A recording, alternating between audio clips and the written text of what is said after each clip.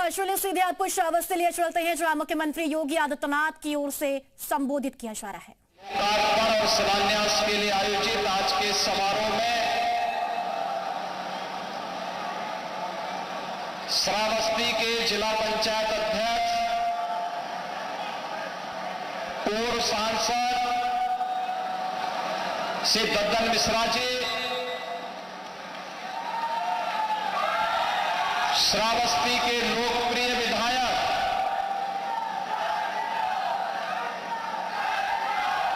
श्री रामफेरन पांडे जी, विधान परिषद के सदस्य श्री साकेत मिश्रा जी, भारतीय जनता पार्टी के जिला के अध्यक्ष श्री मिश्री लाल वर्मा जी, भारतीय जनता पार्टी और अन्य संगठनों के हमारे सभी पदाधिकारीगण, भारी संख्या में आज के इस कार्यक्रम में उपस्थित श्रावस्ती के मेरे सभी उपस्थित बहन और भाइयों, ये मेरा सौभाग्य है कि शारदीय नवरात्रि के इस पावन अवसर पर आज मुझे श्रावस्ती जनपद में आकर के आप सब से संवाद बनाने, माता जानकी के वन के समय की इस पावन धरा को नमन करने और महर्षि वाल्मीकि के श्री चरणों में नमन करने का सौभाग्य प्राप्त हो रहा है। इस अवसर पर त्रिकालदर्शी ऋषि महर्षि वाल्मीकि को नमन करते हुए साक्षात लक्ष्मी मां जानकी को नमन करते हुए आप सभी का मैं हृदय से अभिनंदन करता हूं, स्वागत करता हूं। बहनों और भाइयों, हमारा श्रावस्ती जनपद आज का नहीं, इस जनपद का इतिहास पौराणिक काल से इसका महत्व रहा है। पौराणिक काल से श्रावस्ती भगवान राम के पुत्र लव के द्वारा अपनी राजधानी बसाई गई थी इसी श्रावस्ती में। यही श्रावस्ती है जहां पर भगवान बुद्ध ने ज्ञान प्राप्त होने के उपरांत लोक कल्याण के लिए सर्वाधिक 24 से अधिक चातुर्मास व्यतीत किए थे। उनकी साधना से पवित्र हुई है ये श्रावस्ती। ये श्रावस्ती जैन तीर्थंकरों की भी पावन धरा रही है, उनकी साधना और सिद्धि की भूमि रही है। भगवान संभवनाथ इसी पावन धरा में अवतरित हुए थे और महाराज सुहेलदेव ने विदेशी आक्रांताओं को धूल चटाने का काम इसी धरती से करने का काम भी किया था।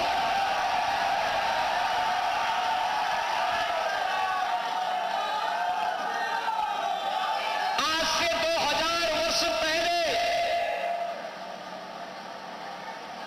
महाराज चंद्रगुप्त मौर्य के समय श्रावस्ती भारत की आर्थिक गतिविधियों का केंद्र बिंदु था।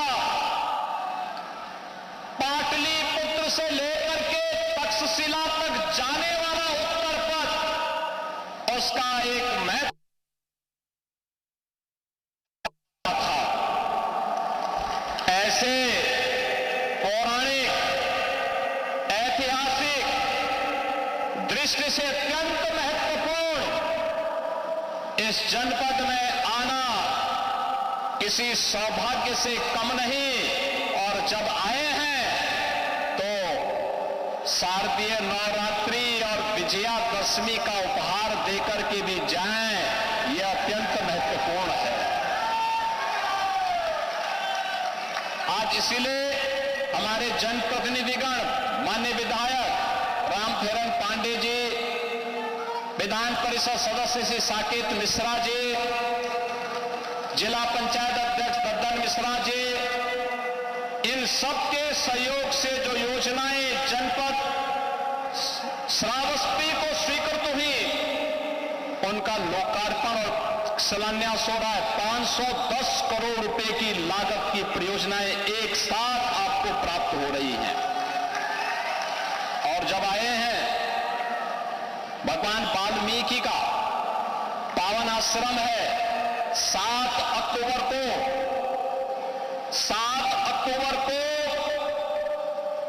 भगवान वाल्मीकि की पावन जयंती है। इस अवसर पर उन्हीं के आश्रम में हम घोषणा कर रहे हैं कि 7 अक्टूबर को हम प्रदेश में छुट्टी का दिवस रखेंगे और हर देव मंदिर में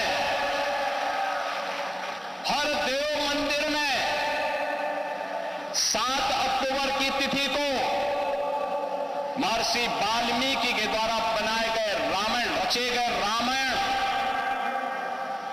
का अखंड पाठ का भी कार्यक्रम होगा, जिसको प्रदेश का पर्यटन और संस्कृति विभाग आयोजित करवाएगा। यह हमारी विरासत है।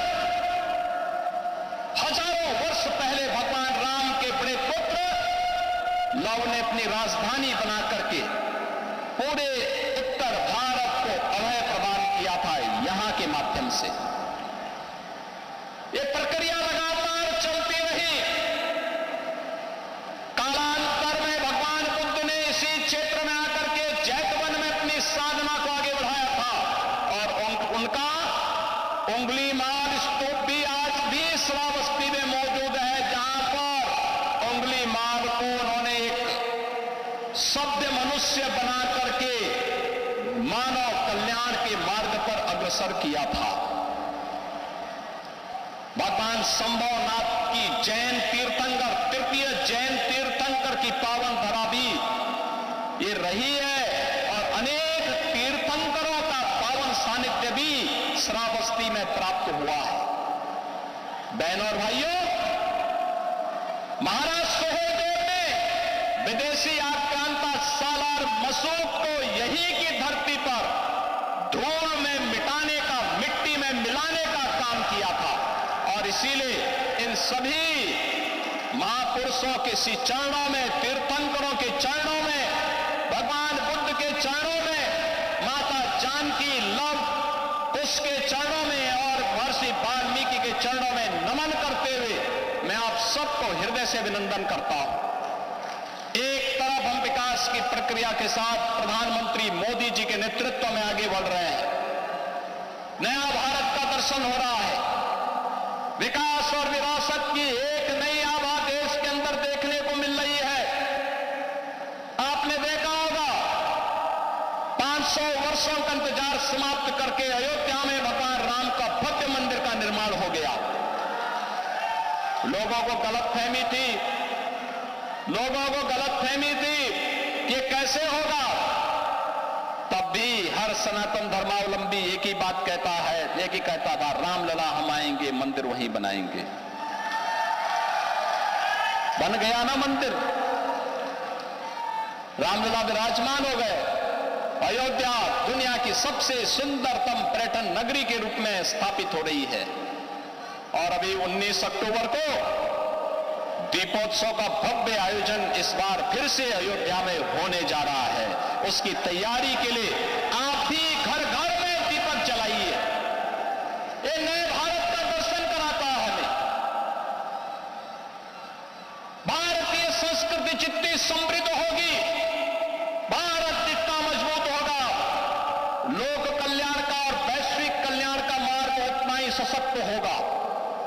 आज प्रधानमंत्री मोदी जी के नेतृत्व में ये नया भारत दुनिया को यही संदेश दे रहा है। लेकिन कुछ लोग हैं जिनको शांति अच्छी नहीं लगती, कल्याण अच्छा नहीं लगता। जब भी कोई हिंदू पर्व और त्योहार आता है, उनको गर्मी आने लगती है और उनकी गर्मी को शांत करने के लिए हमें डेंटिंग पेंटिंग का सहारा लेना पड़ता है। बहनों और भाइयों, आपने देखा होगा महापुरुष किसी भी परंपरा में हो उनका सम्मान होना चाहिए। आस्था अंतःकरण का विषय है, प्रदर्शन का विषय नहीं हो सकता। जिसकी जो आस्था है, इस उत्साह और उमंग के साथ पर्व और त्योहारों को हम मनाएंगे तो बहनों और भाइयों, अनंत काल तक पर्व और त्योहारों का लाभ हम सबको प्राप्त होगा। आप सबको मैं जगत जननी मां भगवती पाटेश्वरी से प्रार्थना करता हूं कि उसका कृपा आप सब पर बराबर बनी रहे। मर्यादा पुरुषोत्तम प्रभु श्री राम के श्री चरणों में नमन करते हुए प्रार्थना करता हूं, उनकी कृपा आप पर बनी रहे। महर्षि वाल्मीकि से प्रार्थना करता हूं, उनकी कृपा हमारी श्रावस्ती पर बनी रहे। भगवान बुद्ध और सभी पूज्य तीर्थंकरों से यही प्रार्थना करता हूं, उनकी कृपा दृष्टि इस श्रावस्ती जनपद पर बना रहे। श्रावस्ती जनपद विकास के पथ पर अग्रसर हो, इस विश्वास के साथ आप सबको विजयादशमी की भी मंगल में शुभकामनाएं देते हुए अपनी वाणी को देता विराम। मेरे साथ बोलेंगे जय